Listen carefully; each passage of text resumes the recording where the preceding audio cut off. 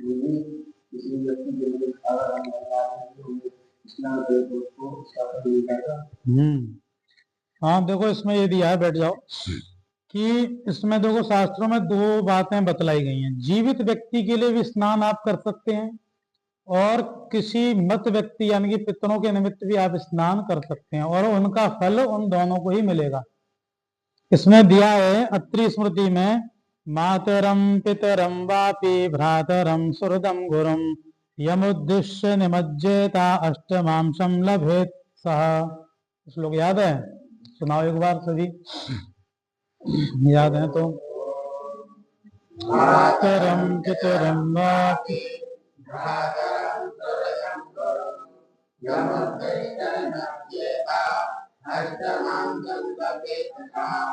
लभेत सह।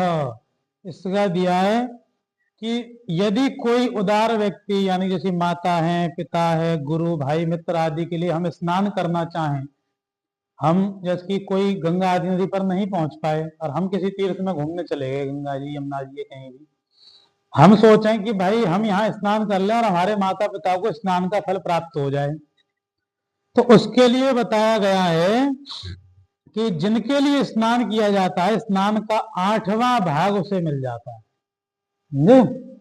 अष्टमांशम लभेत सह।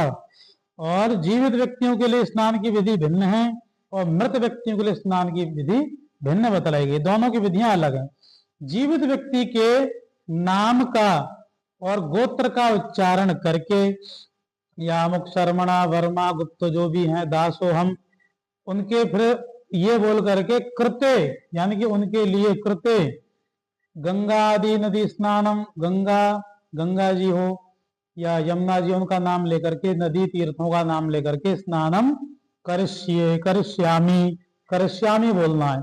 ये जीवित व्यक्ति के लिए हो गया।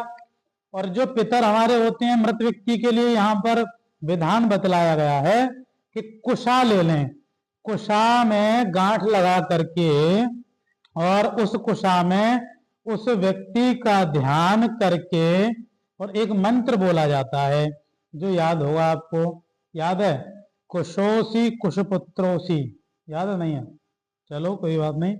कुशोसी कुशपुत्रोसी ब्रह्मणा निर्मितः स्वयं तो स्नाते सचा स्नातो यस्येदं ग्रंथि बंधनम।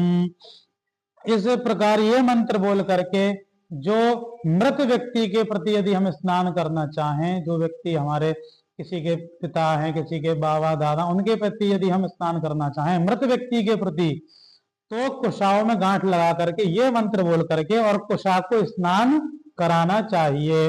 और इसके बाद ये विधान है कि उस ग्रंथि को खोल करके, कुशाई ग्रंथि को खोल करके उसका विसर्जन कर देना चाहिए। हमारे दो विधान बतलाए गए हैं, जीवित व्यक्ति के लिए और मृत व्यक्ति के लिए। ये